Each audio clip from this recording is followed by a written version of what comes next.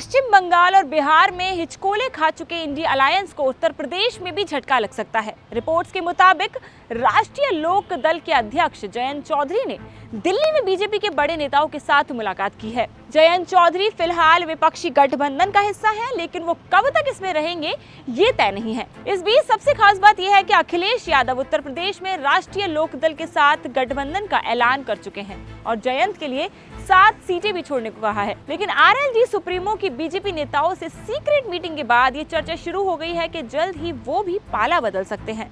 तो चलिए मैं सुकन्या सिंह आपको बताऊंगी कि इस सूरत में सियासी समीकरणों पर क्या असर होगा। अगर जयंत चौधरी पाला बदलकर बीजेपी के साथ आते हैं तो ये इंडिया अलायंस के लिए एक बड़ा झटका होगा।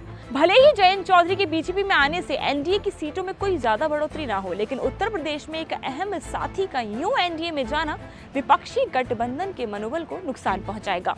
खास बात यह है कि जहां एक तरफ अखिलेश यादव ने जयंत को 7 सीटें देने का ऐलान किया था, वहीं खबर है कि आरएलडी नेता बीजेपी में जाने के लिए सिर्फ 3 से 4 सीटों पर राजी हो सकते हैं। ऐसे में समझा जा सकता है कि जयंत की नजर में बीजेपी की जीत की संभावनाएं कितनी ज्यादा हैं। आरएलडी की पश्चिमी उत्तर प्रदेश, जिसे जाटलैंड भी कहा जाता है, में अच्छी पकड़ मानी जाती है। कई सीटों पर पार्टी के समर्थक जीत और हार के बीच का अंतर तय कर देते हैं। ऐसे में यदि जयंत चौधरी बीजेपी के साथ हाथ मिला लेते हैं तो इस इलाके में एनडीए को मात देना इंडिया अलायंस, या ज्यादा स्पष्ट रूप से कहें तो समाजवादी पार्टी के लिए काफी मुश्किल हो जाएगा। यही वजह है कि जैसे ही जयंत के पाला बदलने की खबरें सामने आई, अखिलेश यादव, डिंपल यादव और शिवपाल सिंह यादव ने इसे सिरे से खारिज कर दिया। उन्होंने आरएलडी और बीजेपी के बीच गठबंधन की खबरों को निराधार करार दिया है। जयंत चौधरी के साथ उत्तर प्रदेश में गठबंधन का मतलब है बीजेपी इस बार कोई चांस नहीं लेना चाहती। यूपी में बीजेपी काफी मजबूत स्थिति में है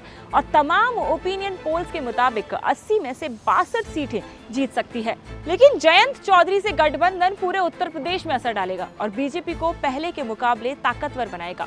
पता ये भी चला है कि बीजेपी चाहती थी कि जयंत अपनी पार्टी का विलय कर लें, लेकिन आरएलडी नेता इसके लिए तैयार नहीं हुए। सियासी पंडितों का कहना है कि बीजेपी जयंत चौधरी को 3 से 4 सीटें दे सकती है और जल्द ही इस बारे में ऐलान भी हो सकता है। तो ये थी आज की बड़ी खबर। ऐसी ही तमाम खबरों के लिए जुड़े रहें इंडिया टीवी के साथ।